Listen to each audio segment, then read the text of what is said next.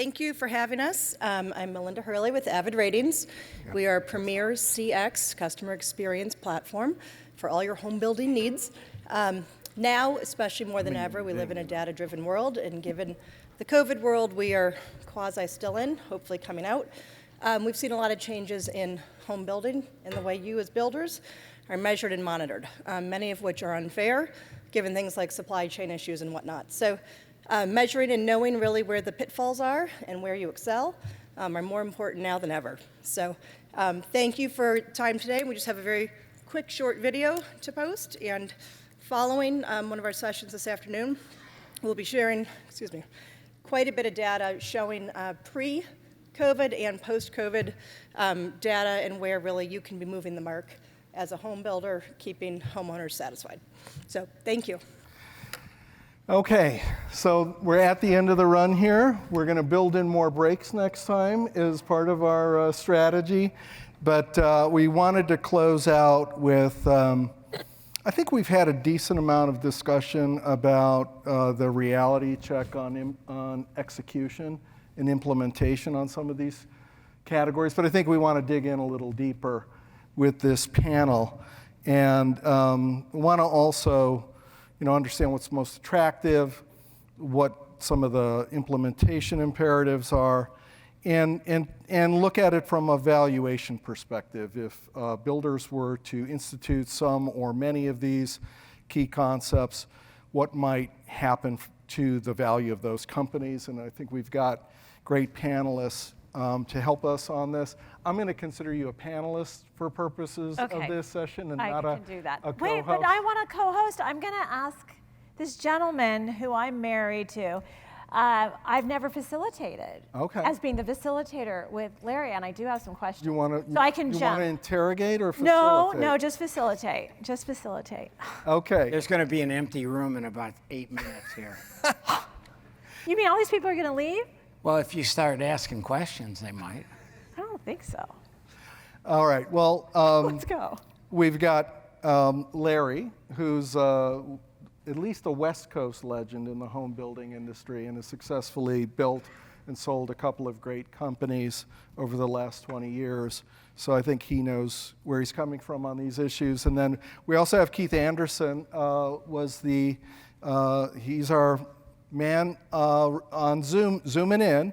And Keith is in a consulting role these days, but he had a 15 to 20 year run with NVR Homes in the Washington, D.C. area as head of operations. And, over the course of his career had almost every function of the company, I think, underneath him from a supervisory perspective. But I'll let you introduce yourself a little bit more, Keith, and then Larry, maybe you can do a little bit of a self-introduction as well. Go ahead, Keith.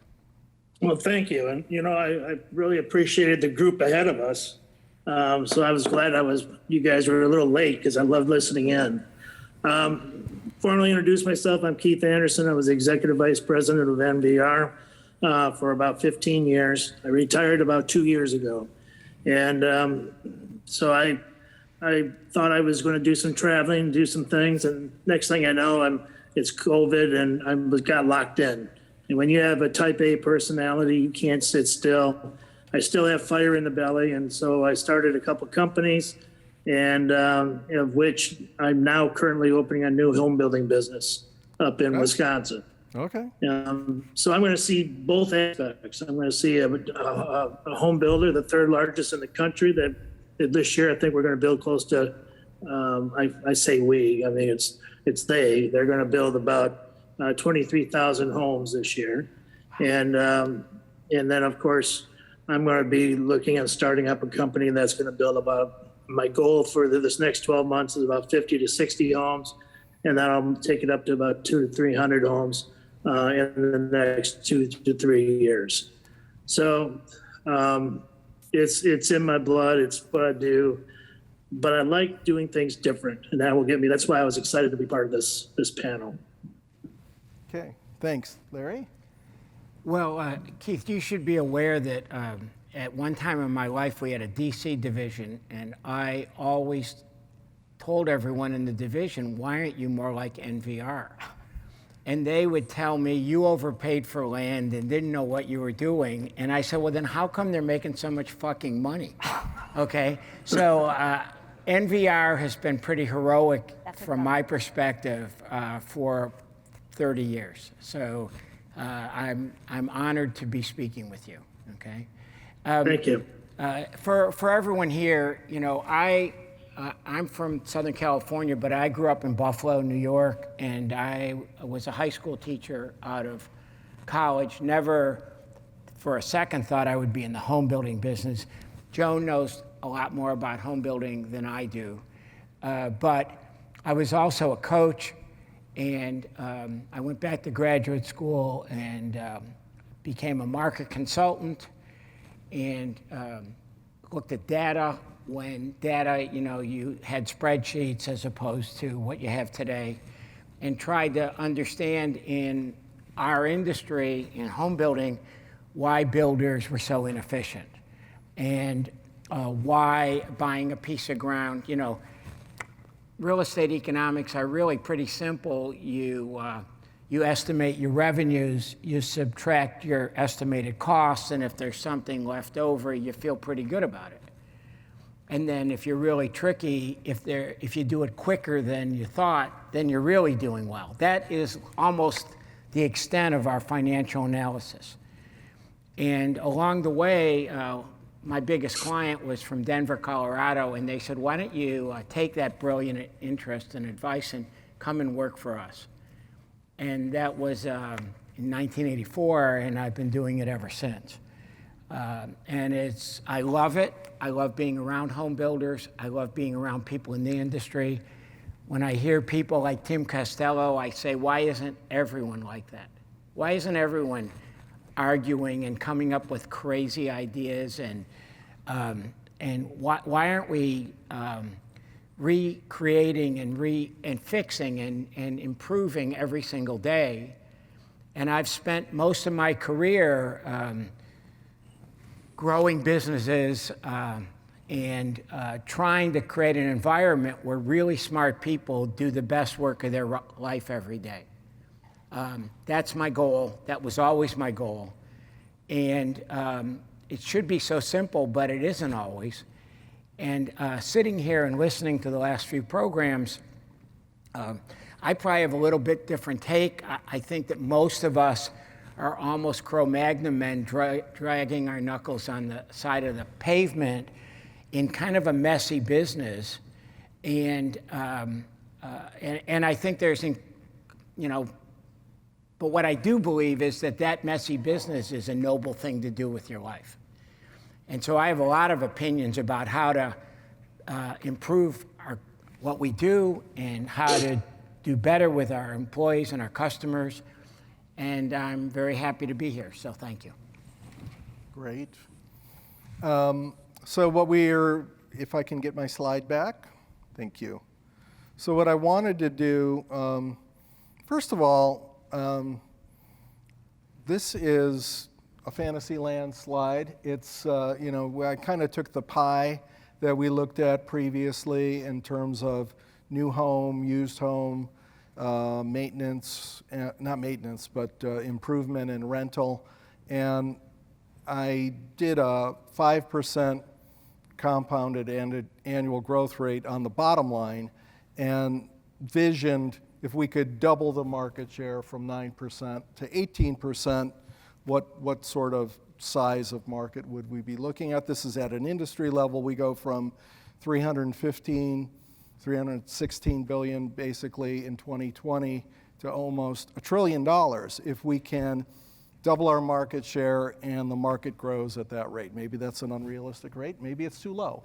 But that's the BHAG here, and then big, hairy, audacious goal. And then we have, you know, a few concepts that we've gone through. And Larry, I want to make time for you and Keith to both just freeform on this, you know, outside of our conceptual framework. But let's kind of walk through these 5 conceptual areas, and I'd like to hear from y'all, you know, what's attractive and interesting in these categories, and to get a little bit of a reality check on what would be required to implement in a quality way. We're not going to be able to do every aspect of it, but pick a highlight, what's attractive. Maybe let's do that. For what's attractive, what would be required to implement on it? And I'll let you go first on we talked a lot about diversifying revenue sources, selling homes with longer delivery times because we can process orders digitally and deliver when we can deliver. We didn't talk about selling homes on buyers' lots, but that's a way around the location obstacle out there. We're going to do a hell of a lot of talking at this event about personalization, which means option sales, and we had one of the premier builders that do that here in Dennis and Fulton, and then the post-close revenue side of things. So what's interesting here, and what are your top level thoughts on implementation keys? Since I can't see what people are doing here, I'll just say, I can just chime in real quick. Yeah. I'm not willing to give up that we're going to have longer construction cycles and all that. We can't. At the end of the day, you're going to see, I came from the automotive industry, and so I have the automotive mentality that you got to do, more and in the same amount of time, but you got to do it smarter and more efficient. And there is a lot of efficiency opportunities in the construction industry still. It's amazing when you walk through anybody's site, you can point out 15, 20 things that they should be looking at doing that should be more efficient to increase days, increase the time to the closing. And there is going to be some new material that's going to allow us to do things faster and quicker. I've invested in 2 startups that are going to be, if anybody hasn't seen the Monoslab Easy Form, that's there. They have a table there that's an insulated form that's going to allow you to do slabs on grade, slabs on grade, and without having to, especially up in the north, you can do 10 of these. You can do 5 foundations in a day. So you're going to do speed. You're going to be more accurate. There's just a lot of different more materials coming out that we have to change the paradigm. I was reading a little article the other day about of the Fortune 500 companies, 86% are no longer here from 1955 to now because they didn't change their business model. So that's why I'm excited about the Housing Transformation Group. I'm excited about sharing ideas and how can we survive long term. But 55 years, 1955, 86% turnover, they just didn't change the way they did business. I began with NVR during the 2005 era. And, if we didn't change the way we did business, we were the only home builder that made money during the downturn, during those mid 2000s. And it wasn't by accident. We had to make a lot of difficult decisions in a very short period of time. And so we did some basic stuff when it came to procurement. And we did some basic stuff when it came to engineering our houses. And we did a lot of basic stuff when it comes to the construction of those homes. And that's why we have 9, we're vertically integrated with 9 plants. So anyways, if you're not always thinking about how you're changing a business, and if you're not thinking of how you can do things different, you won't be in business. I'm absolutely convinced of that. Okay. Larry, do you want to give us a take on the revenue diversification piece? Well, I actually think what Keith is talking about is what I really believe in, and that is, how do you create a company, a home building company, that is always trying to evolve and change, because our markets are always changing. 2 years ago, nobody would have been talking about supply chain issues. There's always another set of challenges. In today's world, selling isn't an issue at all. I mean, if anything, it's one of your challenges is when do you sell? But how do you create an environment? How do you have an organization that is constantly evolving and improving? When I heard Avid, for example, was a sponsor, I love that. Because while I never used Avid per se, I respect what they do. We had another group that we used, but I think if you're not surveying your buyers, we did it 30 days, 6 months, and 10 months after they moved in. But if you're not surveying your buyers and you're in this room, you're making a horrible mistake. For $100 or $200 that you can find out how you're doing. If you're not surveying your employees every year about what's working and what isn't, you're making a horrible mistake. It's so easy to do, but it's so difficult to seemingly get people to think about. It seems to me that I love the idea of evolving and looking at new ways to make money. But I also like ideas like, how do we become more efficient at our regular business? How do we build faster? How do we build better? How do we understand who our buyers are? I've been in home building for almost 40 years, 35 years. Best I can tell, I have never met an architect who actually has ever come to me after we've done a housing program and said, how'd those houses go? And were the buyers who you thought they were? And I want to come and interview people. I mean, we have this, we're talking about data you can get on what kind of refrigerator somebody has. How about who the goddamn buyer is?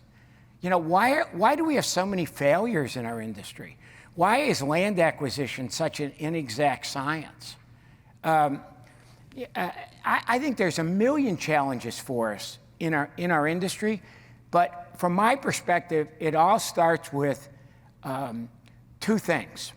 The first is, how do you hire people who are going to embrace change and complexity and be really good team players? And secondly, how do you create a vision for your company that will resonate with all your employees? Mine was really simple. And I don't know if we went to every one of you could say it, but my thought was that, again, it's a noble thing to do to build homes for people to raise their family in, to grow up in, to grow old in. But with that concept of nobility comes a responsibility to always be pushing the envelope and improving. And when I look at our industry, I look at 4 areas that interface with our customers, and it certainly isn't me. I look at sales, I look at designers, I look at customer service people, and I look at site representatives, site managers. And you know what all 4 of them have in common? They have the least education of anybody, formal education of anybody in your company. So the people who are interfacing with the most sophisticated, our buyers who know more and have more information, have the least education. Why is that? Why do we allow that? You don't have an accountant in your company who doesn't have more education than almost every site manager. Why is that? I think it's a good question. So my feeling on whether you look at remodeling or whether all these things are fine. But it seems to me what we first need to do is how do we take the information we have and how do we improve constantly how we do our business? And how do we anticipate change? So I've bought companies, I've sold 2 companies, one as recently as September, and I've merged with companies. When we sold John Lang, we closed in June of '06, and the market was booming, if any of you were in the business at that time. And a lot of people, and our projections were going straight up, and yet it was the largest private real estate transaction in the history of the United States. And a lot of people thought I was crazy for selling at that time. But I just felt that everything I looked at was telling me now is the time you got to get out. So I look at how you value companies all the time, every day. I always think about that. But it always starts with their people. So in your most recent transaction with a new home company, maybe you can just talk a minute about what were your priorities in building the new home company. And even though it might not have been the number one goal was to make us the most highly valued 12 years later, what were those priorities? Well, 3 of my partners and I started in '09 at the depth of the recession. And we really thought it was the perfect time to start a home building company because it was easy to attract great people. Morale at companies was horrible. In particular, the public companies were disasters. It was very easy. And we had been, 3 of the 4 of us had been at John Lang Homes, and morale there was really bad. And then they eventually, after we sold, they went bankrupt. So our first 30 people were ex-Lang people who were willing to work really for free in many cases. I worked for free. Yes. And she was damn good at it. She was worth every cent. We were not married, no. let's be clear. How do you find great people to work for free? Well, you have a passion and a vision that they believe in. Mm-hmm. And you let them know that, you know, you start with trust. That if you can pull it off, which you will, that they're going to share in that upside. That's how you do it. We never lose anybody. I look out at all of you and think, what a weird business we have that there's such incredible turnover. You know, you hire great people, you think, and a year later they're gone. There's such a failure rate in our business, and I don't really understand if it's we don't know how to evaluate people, or we don't know how to. We don't know how to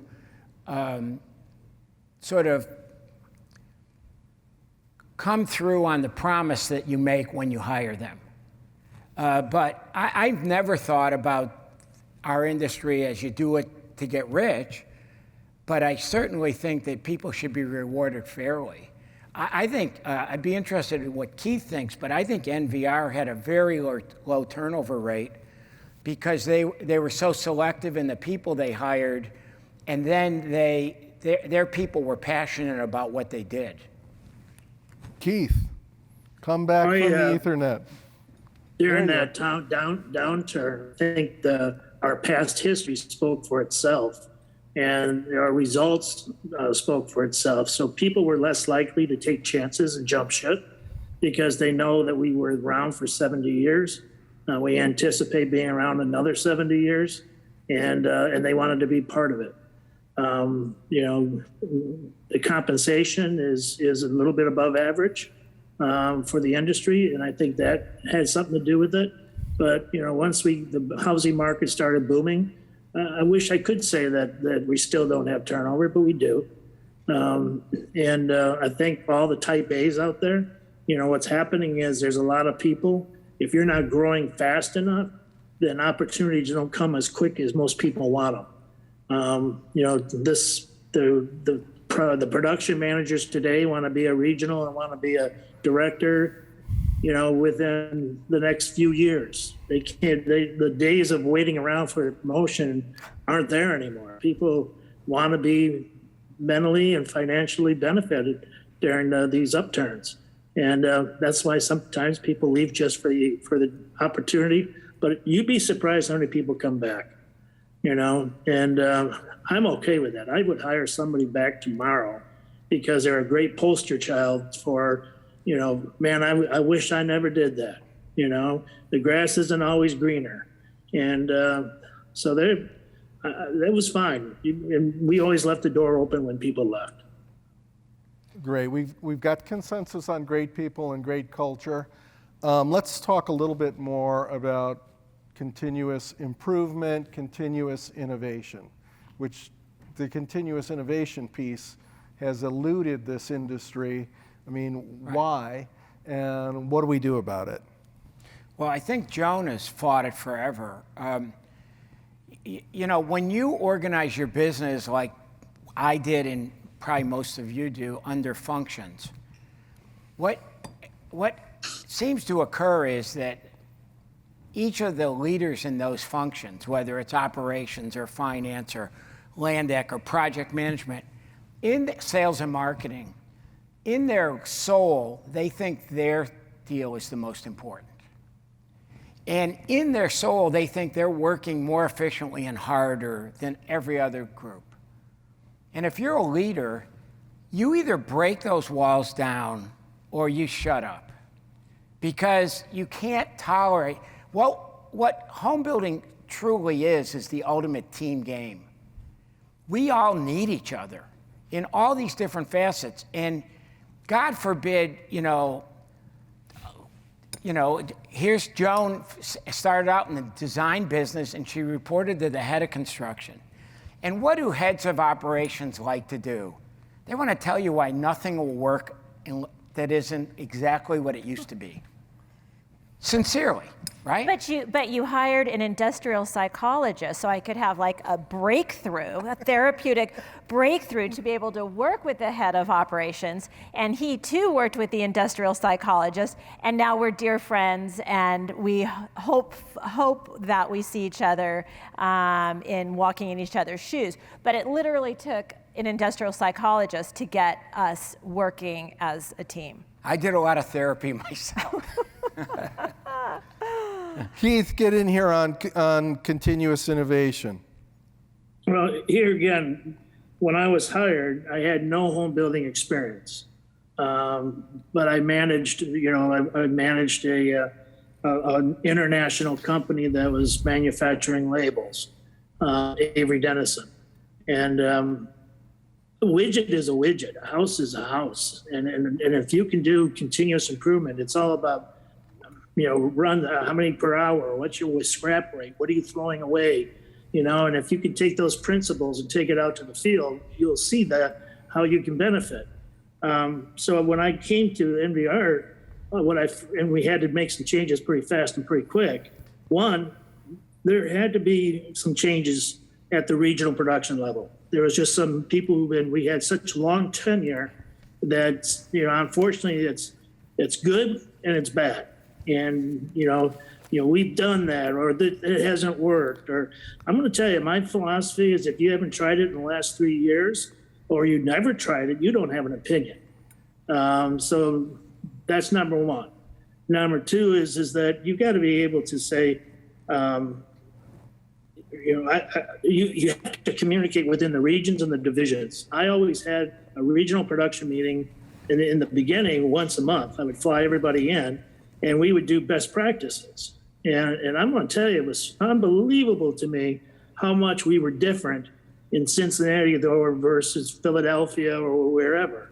And all of a sudden, they started talking. And then they started saying, that's a hell of a practice. I'm going to take that. And all of a sudden, we started standardizing how we build a house. And then we put the standard specs in there. We used to have Southeast specs. We used to have, the Midwest specs. And oh my God.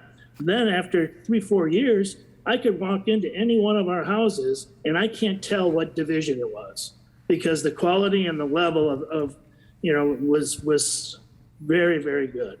And that's what our dual goal was. And that's why standardizing the operation, leveraging your size, and being able to, share ideas is so instrumental in regards to not having to reinvent the wheel. I've got something to challenge both of you and for everyone in the room. I'm sitting here and I see, for the most part, we've got some women in the room, hallelujah. But for the most part, this industry is still white, older, male dominated, especially in leadership positions. And I've got to just put that out there, that if we ask ourselves, why aren't we innovating faster? Why aren't we adopting all these new technology and ability to actually change. Well, for God's sake, look at us. We will be better at every one of these if we start looking like our home buyers and looking as our customers and the public. And that means we all have to take, sorry, I'm on my high horse, but we've got to take an active role in diversification, because we'll all be better for it. We'll all be better when we have more women at the table talking about architecture and specs and efficiencies, along with, ethnically diversifying our very white world of home building. So do you guys want to take that on? Well, Joan's right. I mean, there's no doubt about it. But, I have spent for 35 years, I've had this little spiel where I'd go to a room like this and say, our business is run by old white guys. The problem is I became one, okay? So Really? Yes. So, but that doesn't mean, there was a time when major companies, major home builders really looked to recruit to colleges and universities. Yeah. And in the recession of 07 through whatever, I think a lot of that stopped. And I think that's a mistake. And I think it's a horrible mistake.